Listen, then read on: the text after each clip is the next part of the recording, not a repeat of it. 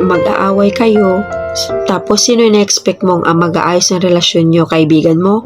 Yan, tayo eh. Bakit every time na may sama ka ng loob sa partner mo, sa kaibigan ka lalapit? Kailangan ba kaibigan mo ang ayos ng relasyon yung dalawa? Kasama ba siya nung nililigawan mo pa lang siya? Kasama ba siya nung sinagot mo siya? Ito ang problema. Kapag galit ka sa partner mo, hahanap ka na ibang taong ko-comfort sa'yo. Instead na kayong dalawa lang umayos ng relationship nyo. Instead na naging private yung away nyo, tapos magkakayos din naman kayo sa huli, nalaman na ng ibang tao. At hindi lahat ng sinabihan mo, mananahimik at gagawin sekreto mo. Minsan magugulat ka na lang, ichichismis ka na. Pag-uusapan ka ng hindi mo alam. Kapag may away kayong dalawa, kapag meron kayong hindi pinagkaunawang dalawa, kayo lang umayos. Hindi lahat. Pero yung iba dito, magpapacomfort sa ibang tao. Ang masama pa yan yung masama yung nagko-comfort na tao. Inaabangan ka lang pala. Inaabangan niya na maghiwalay kayong dalawa. O, di ba?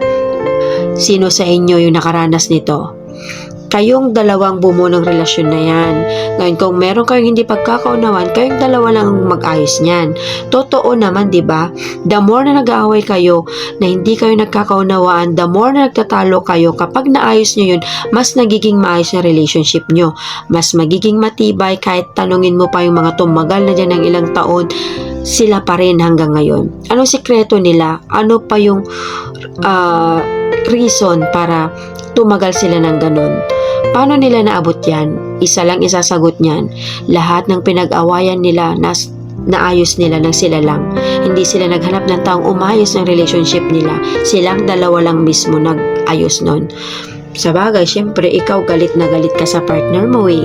Hindi kayo pinagkakaunawaan. Pikon na pikon ka. Magulo yung utak mo. Manghihingi ka ng advice sa kaibigan mo. Wala ka ng pakialam na hindi mo na alam kung totoong kaibigan nga ba siya o hindi. Sabihin sa'yo niyan, naku, iwan mo na yan. Napakarami dyan.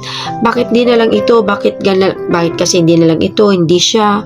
Ikaw, dahil magulo isip mo, papasok sa isip mo yun. Babalik ka sa partner mo, mag-aaway na naman kayo to the point na ikukumpara mo na siya sa ibang tao. Totoo naman, di ba? Buti pa si ganito, ganyan, okay siya. Ikaw hindi. Blanco na yung utak mo eh. Lahat ng mga hindi magandang salita, lahat ng masakit na salita, ibibitaw mo na. Kasi nalason na yung utak mo ng mga sinasabi ng ibang tao. Instead na kayong dalawa lang yung mag-iisip ng paraan para ayusin nyo yung problema nyo dalawa. Para maplansya nyo yung pag-aaway nyo dalawa.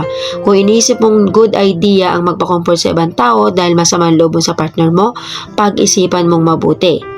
Oo, hindi naman siguro masama. Hingi ka ng konting advice sa mga kaibigan, pero siguraduhin mo na yung mga kaibigan na yun ay totoong kaibigan para sa'yo. Kasi kung totoong kaibigan yan, mag-open up ka man sa kanya na problema ng partner mo, tapos alam nila na ikaw yung mali, hindi ka nila kukonsintihin. Pagagalitan ka pa.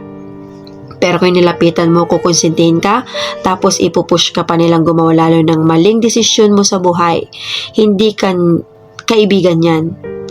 Nag-gets mo? Kung may pag-away kayo, kayo lang daw lang ang mag-ayos. Keep it private. Okay? Hindi lahat ng mapagsasabihan mo magiging honest. Na hindi nila ikakalat kung ano man naging problema yung dalawa. Nakuha mo yung sinasabi ko?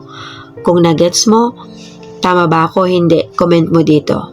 Let's go!